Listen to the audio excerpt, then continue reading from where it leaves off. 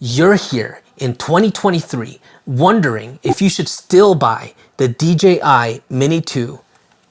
Let's talk about it. Unlike my previous videos, my answer is going to be a variable answer, meaning that some people should buy this drone and some shouldn't. So I'm going to cut right to the chase. If you are a beginner drone pilot looking for something that's very low risk that you can afford, the DJI Mini 2 would be an excellent option.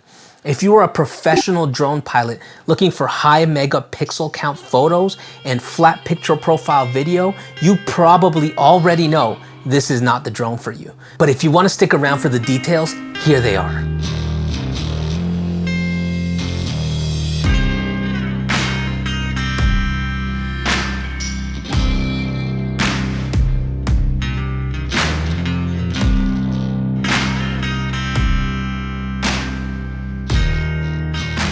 Before we move on with the rest of the video, I did want to send a big special thank you to my buddy VAGO. His Instagram is right here. He's actually the guitarist and producer that played the guitar in my intro music. That's all original music that him and I composed together, mainly him. I did a lot of the engineering stuff. So that's one. And again, number two, everybody who's been showing support, all my subscribers and all the people that made my A7 II video almost reach 100 views at this point. So again, a big thank you. I appreciate all your support and every like, comment, and constructive criticism. And here we go with the rest of the video. Before I see it in the comments, I'm just going to go ahead and point out that yes, I'm aware that there's something in my teeth, but I didn't notice until I was editing the footage and it was just too late. We're already invested and we're just going to roll with it. It was chow mein. It was delicious. I had a good time eating it. That's all that matters. Talk about the pros and the cons of owning this drone. Let's start off with the first pro. Our first pro is that this drone is capable of shooting RAW and JPEG. For those of you who don't know what a RAW picture is, it's a format used by cameras in order to retain dynamic range. I'm gonna be honest, the DJI RAW format for this drone isn't the greatest, but it is better than just straight up using a JPEG photo. Our next pro is that this drone uses automated quick shots. Automated quick shots are a selection of programmed maneuvers built into the DJI software, so you don't have to be an expert drone pilot in order for you to be able to do, let's say, a droney, for example. A droney, yes, is the equivalent of a selfie on a drone. Our next pro is that this drone actually has stronger motors and a stronger connection than the Mavic Mini 1. Again, this is going to sustain you in stronger winds for a more stable flight. Although keep in mind there have been some deceiving winds, in my opinion, that felt like they weren't that strong and almost blew this thing completely away from my sight. Our next pro is that this drone actually has GPS and other safety features, meaning that if you lose this drone, it's very easy to track while just using the simple map function in the DJI software. And again, that software will let you know where you are authorized to fly or not. My next pro is its size. This drone is 249 grams, which means you could take it right out of the box and start flying it right away with no FAA requirements or training or anything of that nature. Although I will say that you definitely want to watch some YouTube videos before just flying this thing. If you fly this thing without any experience or any knowledge of what you're doing, there's a high chance that you're either going to crash it, lose it, or it's going to fly away on you. And it does happen. My next pro is that this drone uses a better remote than the previous generation. Not only is this a better remote, but it's obviously more aesthetically pleasing than holding the old remote from previous generations that had the screen at the bottom and not at the top. The remote itself has ease of use functions built right into it, such as a shutter button right on the top right corner of the remote, meaning that you could take a picture without having to click on your screen and scroll through settings. You can just go ahead and click the remote. My next point is that this drone has 3 different modes of flight: Cine, Normal, and Sport. Sport is something that you might want to use to get yourself out of a bad situation or trying to rush back to home point if you're manually flying it yourself.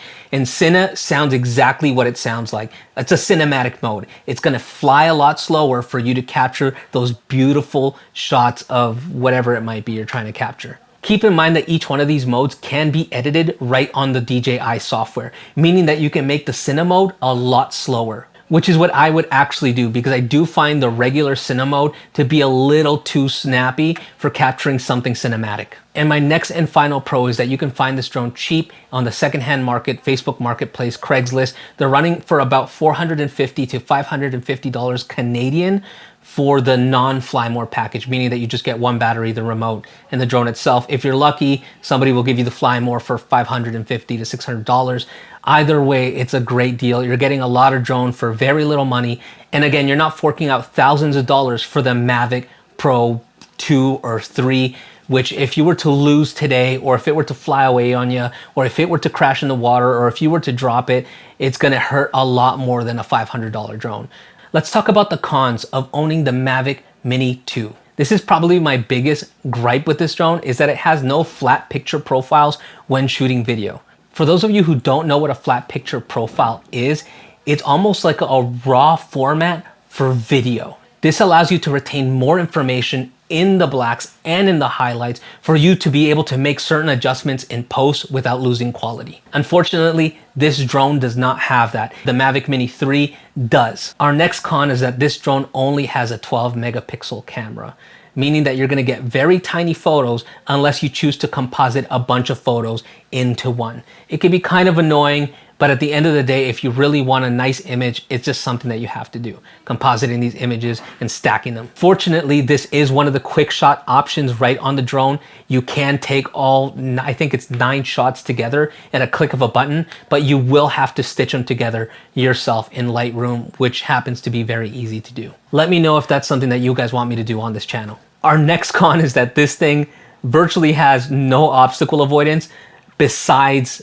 directly underneath it. So it's not going to avoid a lamppost. It's not going to avoid a wall. This thing will smack right into it if you're steering it in that direction. So just be cautious of where you're flying. My next cons is actually one of my biggest annoyances with this drone as well, is that it does not have active tracking, but yet it is capable of doing so because some of the quick shots that are already programmed into the DJI software actually utilize some form of tracking, like the drone itself. Now that we've been through the list of pros and cons, let's get into some examples of what some of your footage and some of your photos might actually look like. All right, so here we are looking at some raw footage from the DJI Mini 2. In a short second, I'm going to activate a layer with some grading so you can see what kind of results you can get once you have invested some time and learning into properly grading, in this case with DaVinci Resolve. This video footage was taken on Bowen Island, which is just off the coast of Vancouver, BC, Canada. As you can see, we've achieved some beautiful results, but what you don't see is on the back end, the amount of nodes and correction that had to be made carefully in order to prevent the footage from falling apart and pixelating.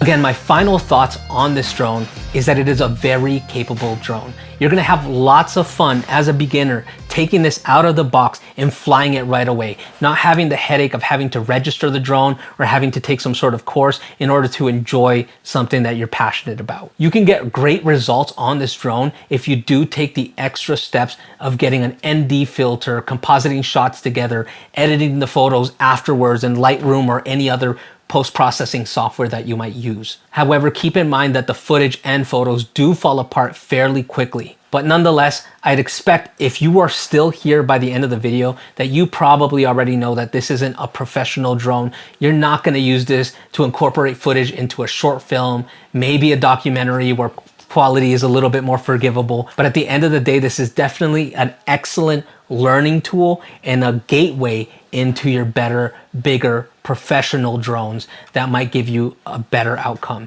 Just as a side note, I do want to be very transparent. I am getting rid of this drone. I have it listed on Facebook Marketplace.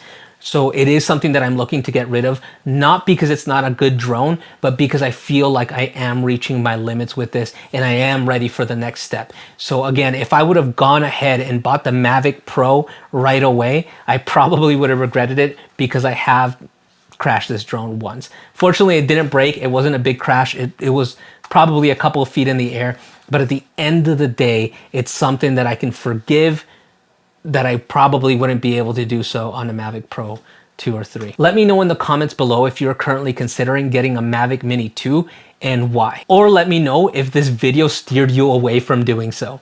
Either way, guys, I appreciate you guys being here, commenting, liking, and subscribing, all that great stuff. It means a lot to me, and it shows me again that you guys are enjoying my content. I hope that you guys stick around, and I'll see you guys next time.